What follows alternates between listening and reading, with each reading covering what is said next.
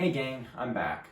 This is part 2 of addressing the issue of being average or mediocrity. In this video, I'm going to discuss 9 things that are symptoms or often telltale signs of being or choosing to be average, and not in every situation, and I'll try to qualify that some. So anyway, here let's get into it. So these are common average decisions that farmers make, and if you're making these, and I'm not going to say you can't do 1 or 2 of these things, but if you're making 5 or 6 of these average decisions or mistakes, you're probably going to spell failure. So the first one is being a commodity. It's essentially selling commodity. So if you are a farmer that is selling everything you sell commodity and doing just that, you're doing what is average, which is what pretty much most farmers do. And when I say commodity, it could be anything. It could be cattle, it could be grain, it could be, you name it. It could be vegetables, whatever it is. If you are selling everything through the commodity market, you are settling for average, and it's going to be very difficult to make a living on the farm. Greg Judy, lots of producers have made this point. At the end of the day, the commodity market is, in order to be profitable, you've got to be a low-cost producer, and it's fun as long as you're one of the low-cost producers, but it ultimately is like a gigantic Monopoly game, and if you've played the game of Monopoly, you know it's enjoyable until you're the one that goes out. And there's only one person left standing at the end of the game. And that's how the commodity market is generally going. And I mean, it's the reality of it. To make the commodity market work, you have to have a lot of scale. And you the reality is that big just gets bigger. And what was big enough 5 years ago is not big now. And in another 10 or 20 years, it won't be big enough. And the margins are tight, and it's just so hard to make money. When I know someone recently that told me there's a ton of money selling through the sale barn. Well, I'm going to disagree with that person, and hopefully I won't, whoever it was, I won't make them mad. But the commodity market is, it doesn't matter what time of year you go, even if you sell when the price is as high as it could be, your margin is still going to be very, very razor low. And unless you've got lots and lots of head, and I mean, to really be rolling in money, you're going to need thousands of head of cattle, or you're going to need thousands of acres, or even tens of thousands if we're talking crop farming, to really make things work.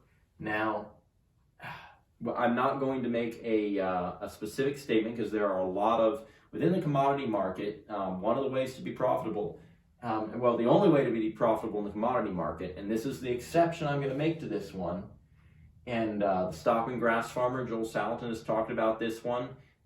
There's essentially 2 main ways as a grazer to make a living. One is you differentiate yourself. The other is you become a really low-cost producer by maximizing your grazing potential, and you're doing a lot of extraordinarily non-average things.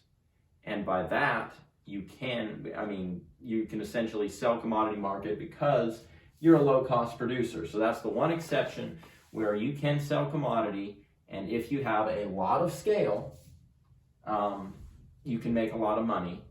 And what I can definitely tell you is, if you've only got 50 to 60 head, it almost doesn't matter how good you're grazing your livestock.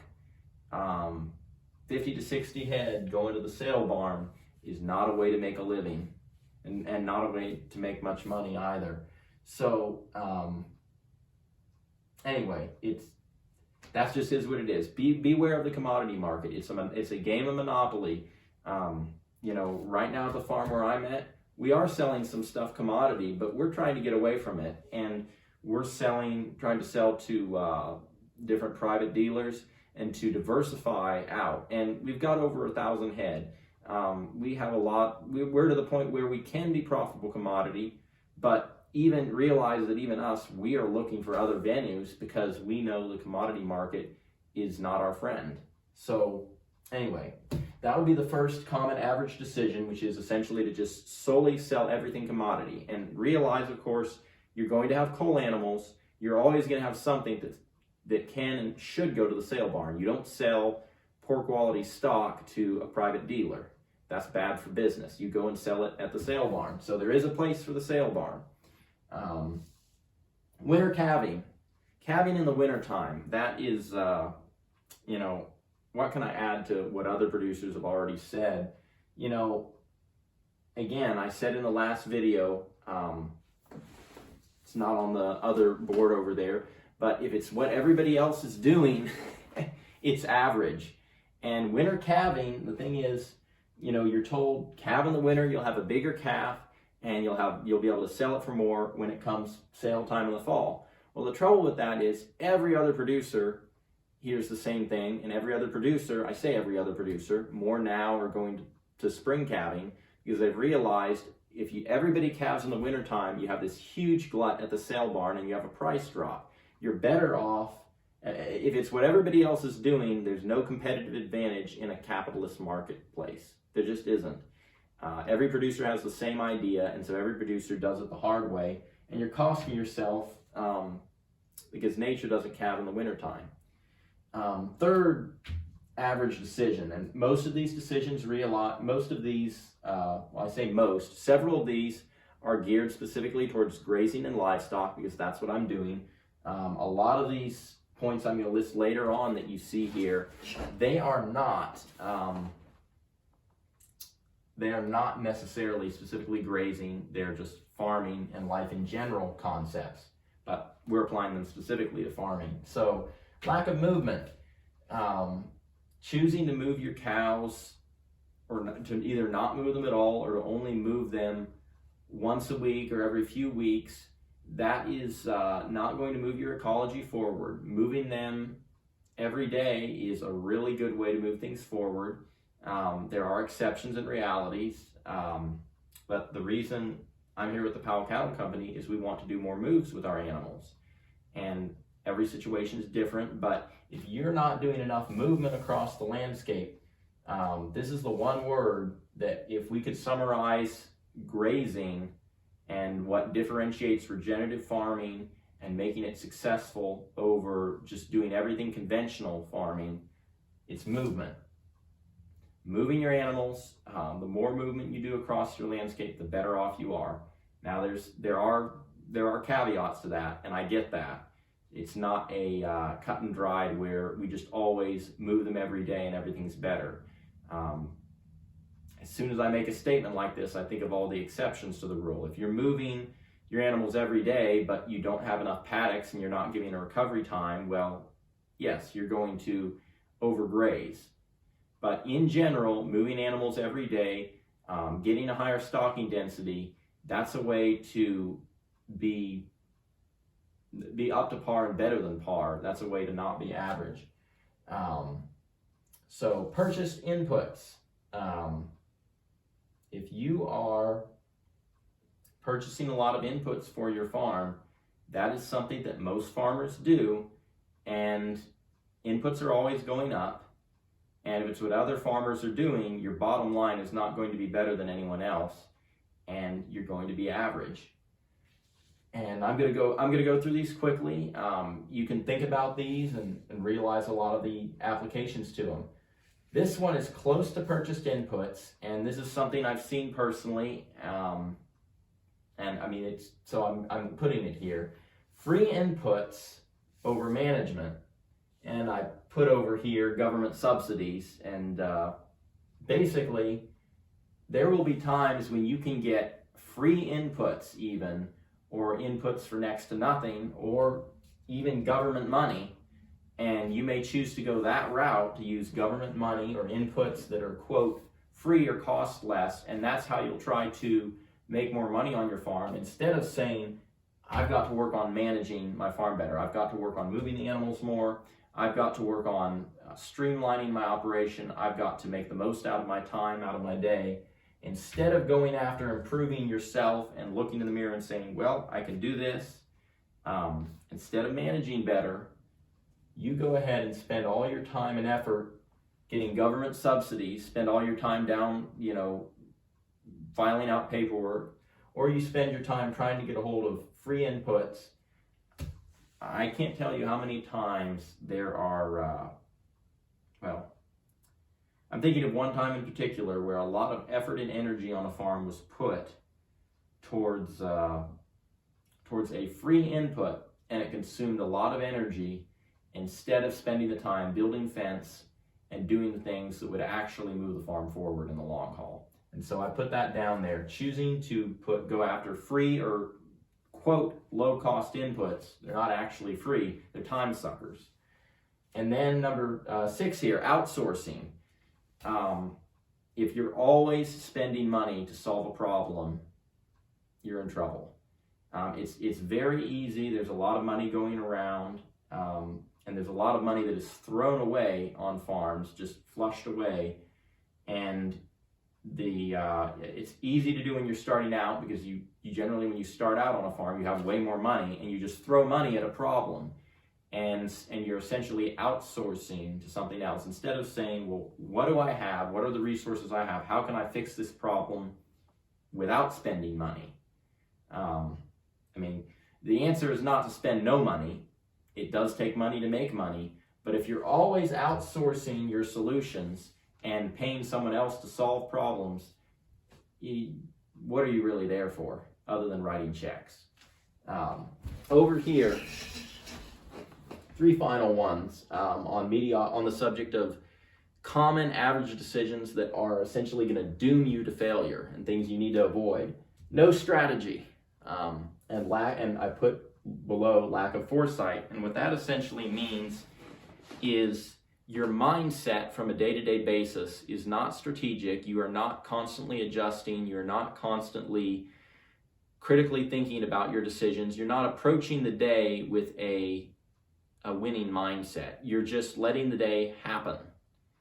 And some things, strategy is more than just planning. Planning is important, but strategy is based on a dynamic mindset that knows it has to change through the day, but you've got a hit list in your mind of the outcomes you need to achieve, 3 or 4 or whatever, maybe it's 10 items, things you're trying to accomplish, and you know how to go about it. The way I think of it is, if you're playing a board game, or in my case it would be the game of chess, but if you're playing a board game, you can't just plan. You have to strategize, because every time it's your opponent's turn, he makes a move, you've got to adjust. And throughout the day on the farm, the weather changes, things happen, you make mistakes, you've got to be able to adjust. And so, if you fail at something, well, just because something goes wrong doesn't mean everything is a mess.